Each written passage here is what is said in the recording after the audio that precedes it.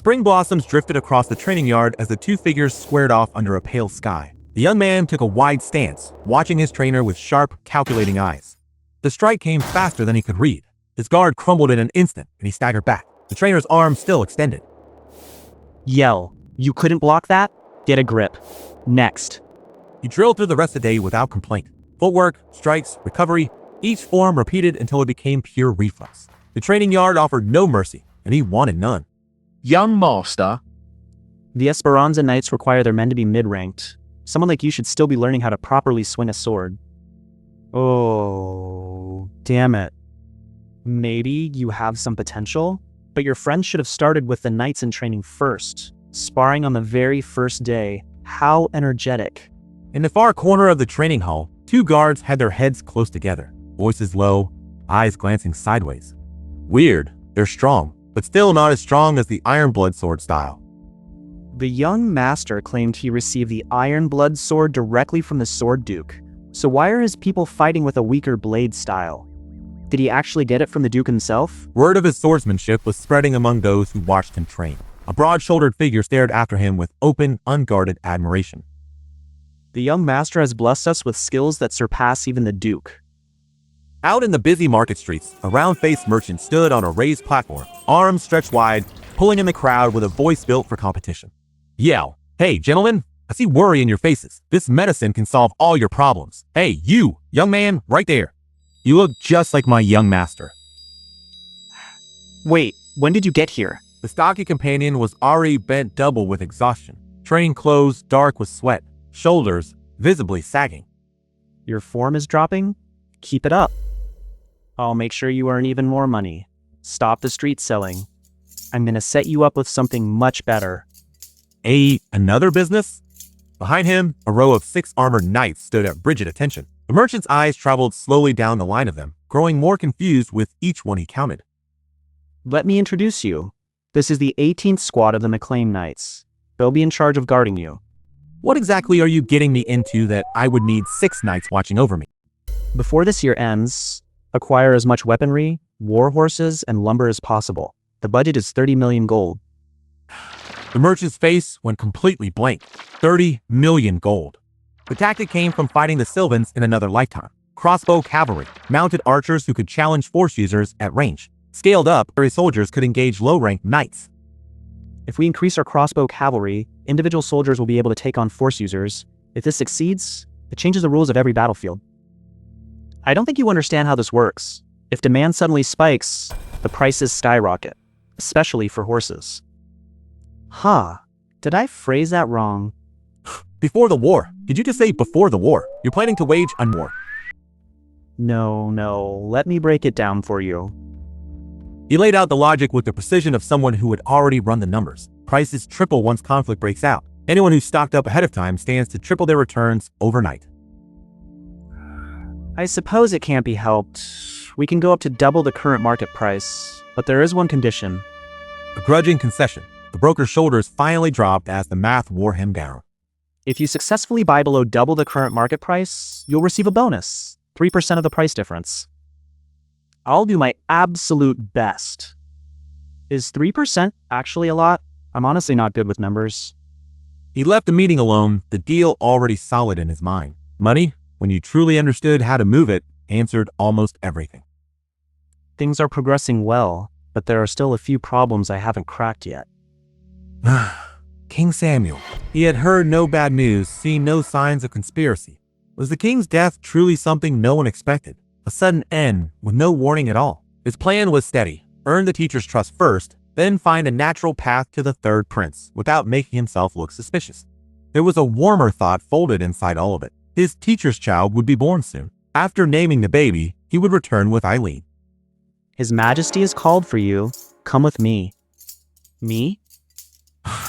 He was the son of a countryside baron, someone who should have had no business anywhere near the royal court. Why would the king want to meet someone like him?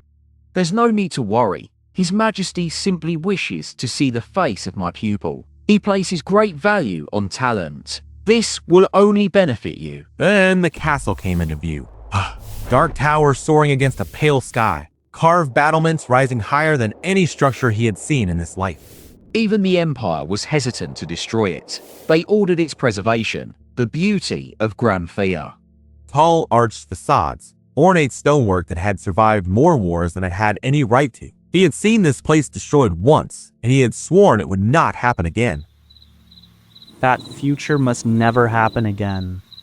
After the war with the Empire, it was designated as the kingdom's headquarters, a symbol of this nation, one that caused as much trouble as its beauty. Inside, the throne room swallowed them whole. Dark marble columns climbed toward arched ceilings far above. A long red carpet drew the eye toward the raised dais at the far end. I greet the master of this nation. Oh ho, my friend. I have always told you, you need not maintain such formality in front of me. Who would fulfill their responsibilities if those above them did not? Courtesy must always be upheld. I see you are as constant as ever. Your unwavering conviction always puts me at ease. Raise your head, old friend, and let me see the face of your pupil. He lifted his gaze from the marble floor, controlled and deliberate. Sharp eyes rising to meet a face he had never seen in this lifetime, but had carried the weight of for years. Whisper. I'm really needing him. King Samuel von Grandia, broad-shouldered, warm-eyed, carrying the quiet authority of a man born to hold a kingdom together. The ruler whose death would one day unravel everything, and he was looking directly at him.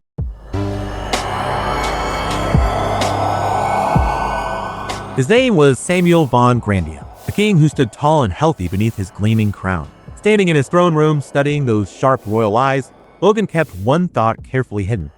History would one day call this man the worthless king. But right now, watching him, firm in his seat, unchallenged, the future still felt entirely unwritten. You are the first youngster who has dared to stare at me so intently. My apologies, Your Majesty. I meant no disrespect. No need for apologies. I have no use for excessive formality. A man with your courage and wisdom, who led his fief to victory against the odds. This kingdom will more men like you. And tell me, how exactly did the two of you come to cross paths? Your Majesty may recall a wound I carried back when you were still a prince. This young man crossed my path while I searched for a cure. What a remarkable turn of fate. I never would have imagined it. Come closer, Logan. I intend to express my gratitude now that I wear the crown. The court official near the throne went pale, hands raised in alarm as the king reached for a velvet cushion resting beside him. Your Majesty, that is a treasure of the royal family. An ornate bracelet rested in the king's palm, its surface dense with concentrated mana, humming softly like something barely contained. Consider it compensation for all you have done. Take it now, before I think twice about it. Then I will not refuse. I will carry this honor with me and use it well. My heart nearly stopped when my pupil accepted a royal treasure without batting an eye. I suppose I have simply grown more anxious with age. That on your wrist is the Bracelet of Regeneration, imbued with 5th-class rapid healing magic. A single embedded spell, but an exceptionally powerful one, equal in strength to a high-ranked priest's holy art. Logan turned the bracelet in his fingers, feeling its faint, steady warmth, a wound that should have been lethal, sealed in seconds. He had earned this at precisely the right moment in his life.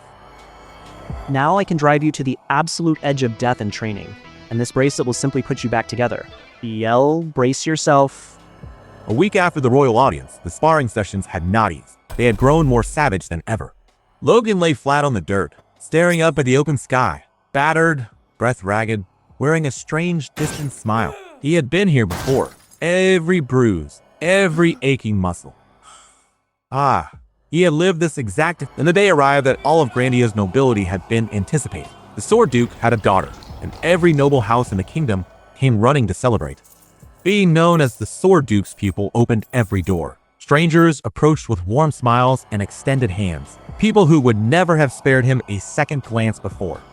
Then a herald's voice cut across the warmth and laughter of the hall like a drawn blade. Sharp, formal, silencing every murmured conversation at once. Presenting the Bishop of Grandia's United Holy Order, Crimson Matthew. The bishop had not sent a representative. He had come himself, in white vestments and red mantle, greeting the Sword Duke with the warmth of a lifelong reverence that no proxy could have conveyed. Every noble child received a holy blessing at birth, but the most coveted was the grace of Agna, fifth of the 9 gods, goddess of trees and life. All parents in the kingdom prayed their child would know it. As the bishop's arms rose over the infant, something stirred in the air that Logan could feel but not name. Deeper than mana, invisible to ordinary eyes. Something that touched the root of existence itself. The bishop's voice rose, calling upon Agnya, naming the infant Esperanza. Then the holy light burst forth, blinding gold and white, flooding the hall from every direction.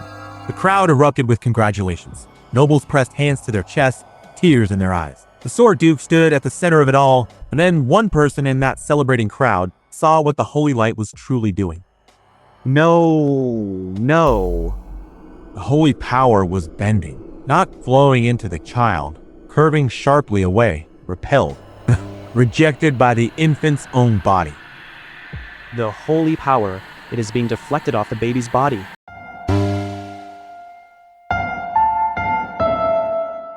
The bishop had given the blessing and immediately made his excuses, trembling as he departed. In the corridors, older men in dark formal coats traded whispers. The baby had deflected the holy power, an unusual constitution, one of them offered, of peculiar resistance.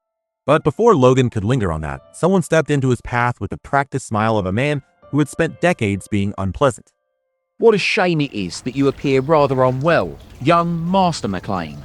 Count Befroze, elder statesman of the Second Prince's faction. He had arrived with an insult preloaded and a deliberate stumble prepared. Something spilled onto Logan, a cloth offered as an insult dressed as courtesy. Know this, the only reason you still breathe is that by sheer chance, you caught the eye of the Sword Duke. Without his influence, the higher nobles would never have noticed you. Quite the lucky man, aren't you? Of course. I am well aware of how good my luck is.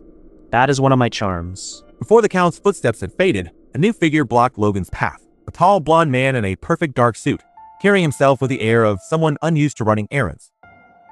His Highness the Second Prince wishes to meet you. I trust, of course, that you have the wisdom to accept. Romain von Grandia. Logan heard every layer of the threat beneath the silk. This was not a request. It was a test of loyalty delivered at knife point. It would be an honor to be introduced to His Highness. I shall carefully deliberate on this suggestion. Yell. Suggestion?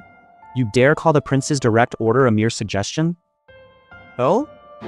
Perhaps you would prefer that my teacher and I join the other side instead? Romain departed with a threat clinging to his wake. A nearby companion watched him go with amusement. For all his power equal to a Margrave's, Count Befroze had spent the evening playing errand boy for the Second Prince. The figure at the far end of the hall required no announcement. Jordan Valtermine, the blazing heat sword, stood perfectly still in his dark formal suit, radiating the quiet authority of a man who owned the room without trying.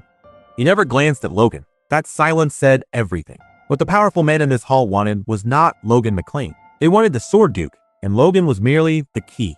An older figure paused beside Logan long enough to suggest he choose carefully. Then, before those words had settled, a broad figure in fine noble attire burst through the crowd with his arms spread wide.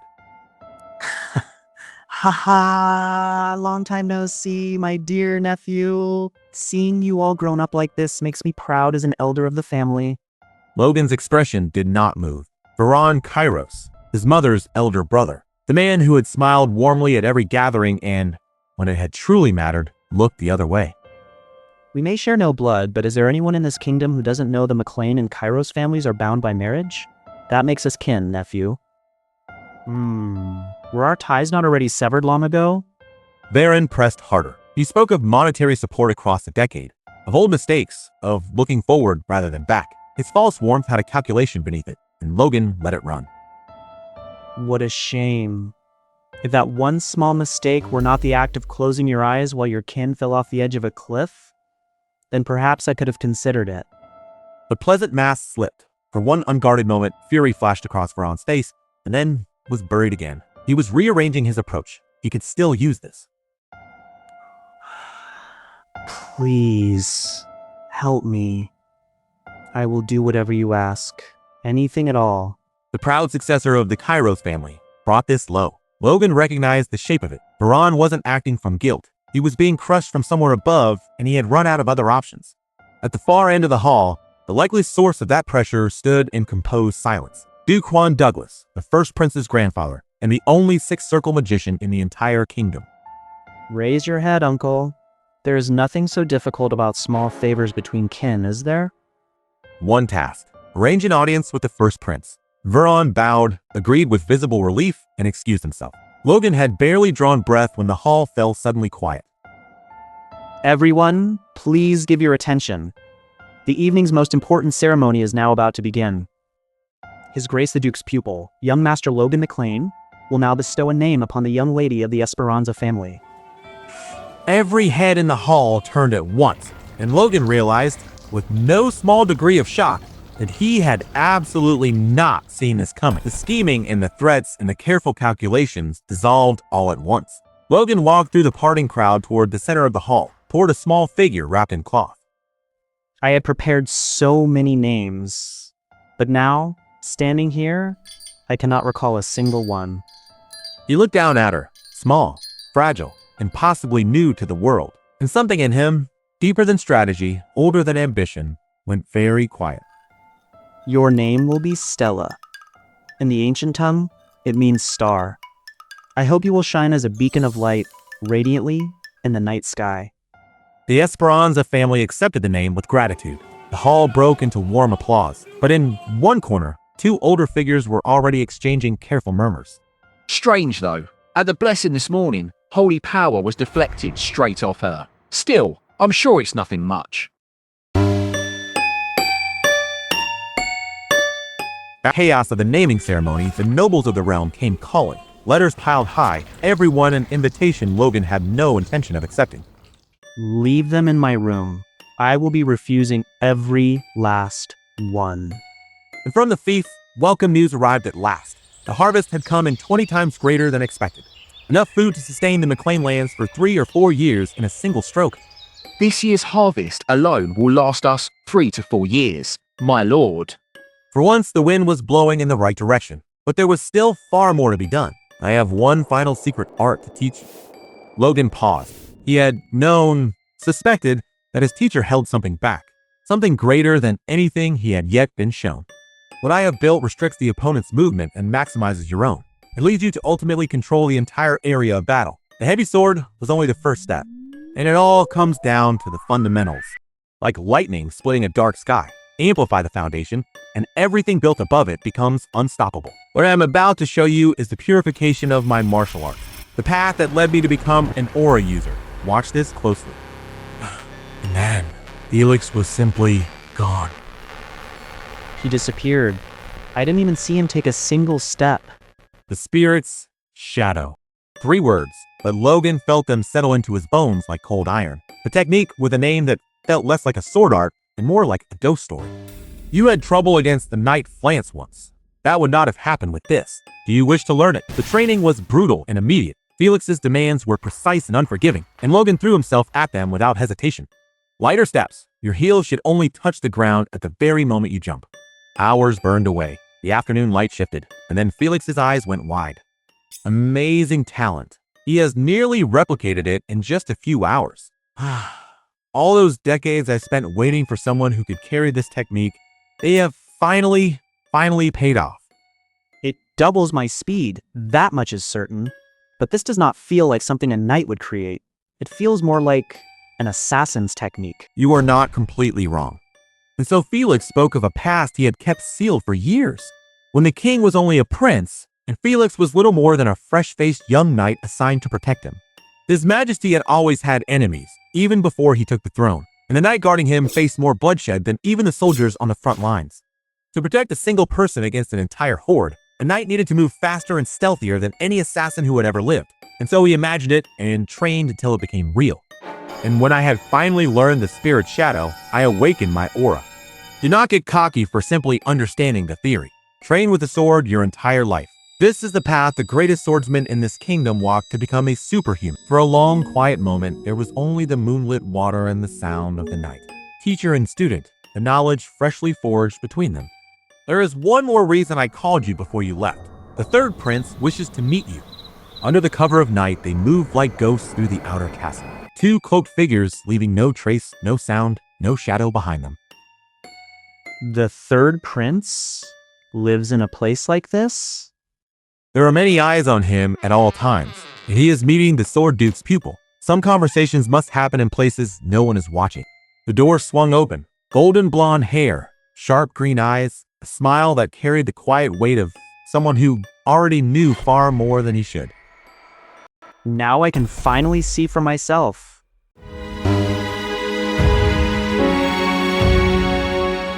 Two faces on a cover, one with glowing crimson eyes and a slight dangerous smile. A hooded figure, eyes blazing white through the darkness. Two men with nothing between them. A small insight, he says. You are truly destined for far greater things than someone mediocre like myself.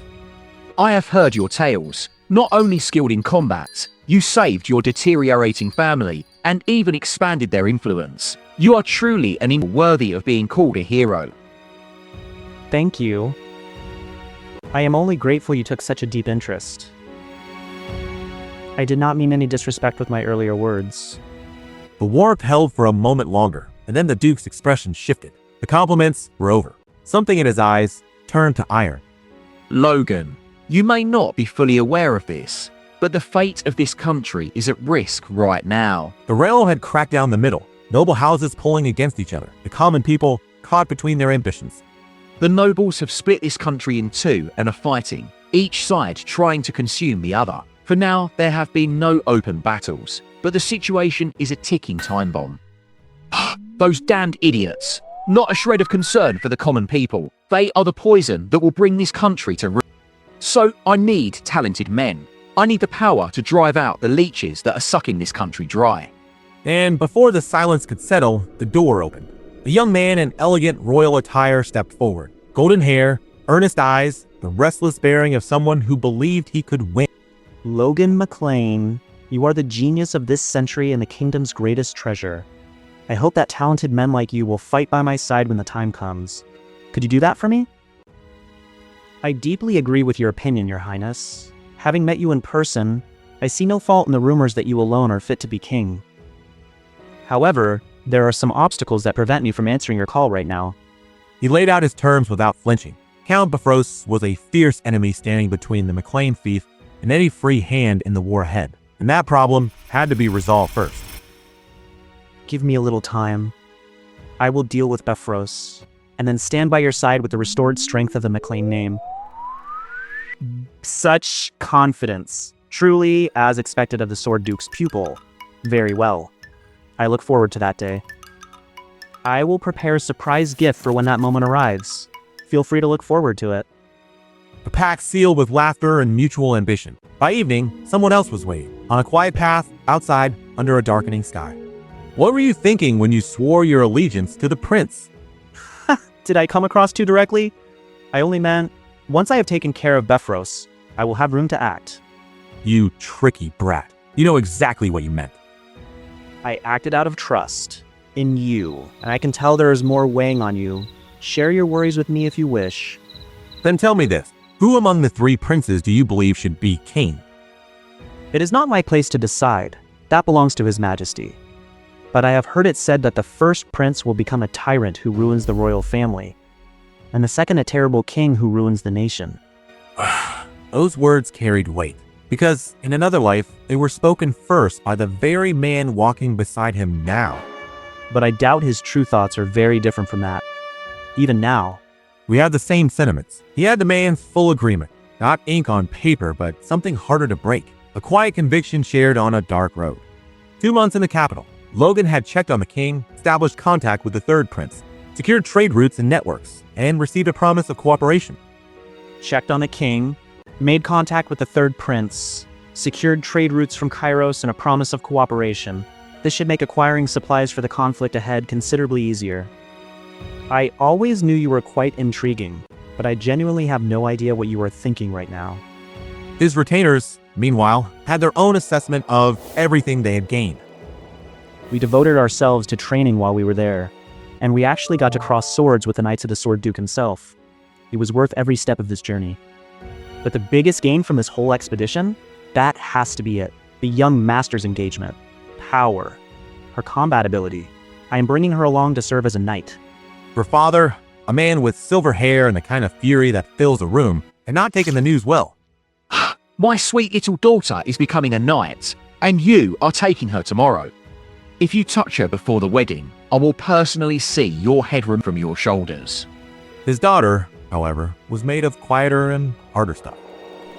Logan, please keep your promise. And please stay safe. I cannot leave without results after coming this far. So, you need to hold to your promise as well. A fence-lined country path stretched into the morning. She walked away into it, the feeling of leaving a place forever hanging quietly in the still air. The road home was long, but Logan's thoughts were already ahead, counting what came next, mapping the path through beef roast. I'm back. The alliances were forged, the seeds were planted, and the long game, it had only just begun.